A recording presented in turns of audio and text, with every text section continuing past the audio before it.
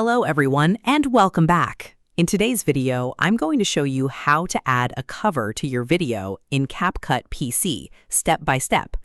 A video cover is the thumbnail people see before they play your video, so let's get started.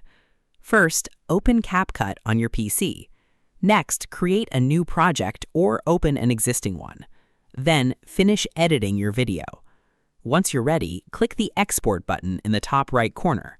In the Export window, click Edit Cover. Move the timeline to the frame you want to use as your video cover. You can also add text or customize the cover if the option is available.